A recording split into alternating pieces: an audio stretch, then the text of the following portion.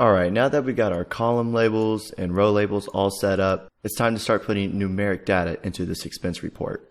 So the first cell that we're going to be putting a numeric value in is the cost of goods sold for January, which is cell B4. So go ahead and click inside that cell. And let's just say that cost of goods sold was $1,000 for January. Now before I click enter, see if you catch the difference between entering a numeric value versus a text value like we did for the column labels and row labels. So if I click enter, you can see that the number is right aligned. What this means is that Excel automatically knows that we entered a numeric value. And the reason why Excel right aligns numeric values is because it helps with decimal places. So for example, if I change this to $1,000.58 and right below that for wages I put 527 cents, you could tell that the decimals line up and it's a nice clean look.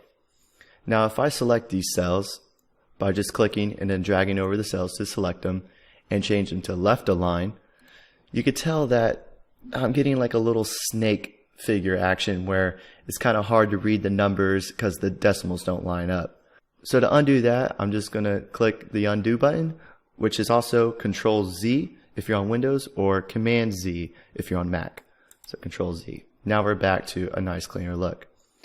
Now I'm going to change these figures back to non-decimal figures. So $1,000 for cost of goods sold in January, and I'll put $500 for wages for January. Rent was $750, supplies $125, and utilities was $80.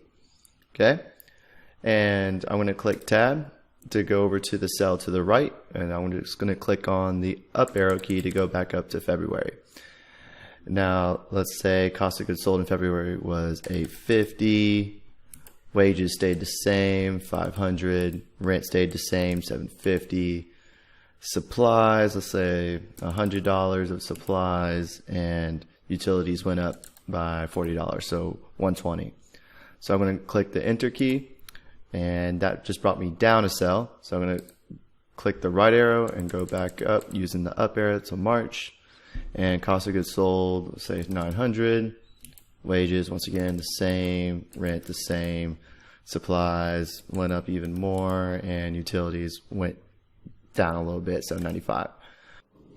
Okay, well, I think we're at a good stopping point for this video since we got all of our numeric values entered in for all of our expenses and for each month. I just wanted to point out the difference between entering numeric values versus text values, because down the road when we actually start using these values inside of our formulas, it's important that they are formatted correctly. Because if we try to sum a text value with a numeric value, we're going to get an error, which we'll learn a little bit later in the course. But for now, I think we're all set, and in the next video we'll discuss how to format these values correctly to give us a little bit more information about what these values actually mean.